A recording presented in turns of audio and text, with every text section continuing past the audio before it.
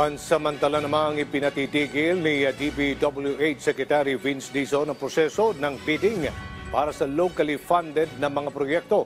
Ito ay sa harap na rin ng revelasyon ni dating DPWH Secretary Manuel Bonoan na may nadiskubre silang non-existent na mga proyekto. Sa ngayon ay hiniling na rin sa DOJ ang pagpapalabas ng lookout bulletin order laban sa ilang opisyal ng DPWH at kontraktor. Si Bernard Ferrer sa sentro ng balita.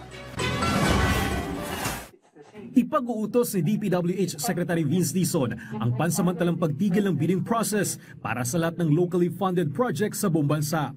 Bahagi ito ng isinasagawang internal cleansing sa kagawaran kasunod ng mga ulat-ukol sa umunay irregularidad at anomalya sa implementasyon ng ilang proyekto. Kailangan muna naming i-review at aralin based on the President's directive to clean house. Okay? So, the President does not want any more money of the government, of the DPWH, thrown sa ilog. Sabi niya.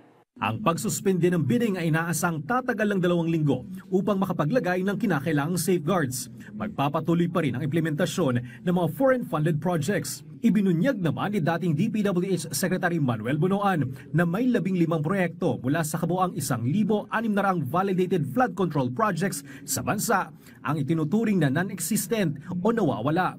Gayunman, nilinaw ni Bonoan na hindi pa maituturing na ghost projects ang mga ito dahil kailangan pa ng karagdagang verifikasyon. Isusumite umano ang lahat ng dokumento kay Secretary Dizon para sa karagdagang investigasyon. Samantala, hiniling ni Secretary Dizon kay DOJ Secretary Jesus Crispin Remulla na isama sa lookout bulletin ang ilang opisyal ng DPWH at mga kontratista ng gobyerno. Kabilang sa mga pinangalalang individual, sina Cesara Descaya at Pacifico Descaya, President at Authorized Managing Officer ng Alpha and Omega General Contractor and Development Corporation.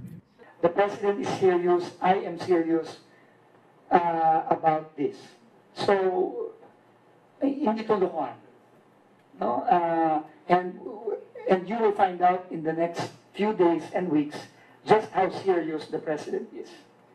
Samantala, nakahanda si Pasig City Mayor Vico Soto na tumistigo sa investigasyon ng Senado kung siya ay imbitahan. Ayon sa kanya, nakikipagtulungan ng LGU sa mga mambabatas at may sarili rin silang parallel investigation. Ang importante dito, managot ang kailangan managot. Whether they're government officials, contractors, suppliers, politicians or career officials, importante may managot. Hindi pwedeng pagkatapos ng ilang buwan, tatahimik na lang ang issue, tapos magkakalimutan na tayo. Tumanggi naman si Mayor Soto na magkomento sa pagkakasabat ng Bureau of Customs sa mga sasakyang umano'y konektado sa pamilya Descaya. Umaasa si Mayor Soto na tuluyang matitigil na ang umano'y manumalyang sistema sa mga infrastructure projects ng pamahalaan. Bernard Ferrer para sa Pambansang TV sa Bagong Pilipinas.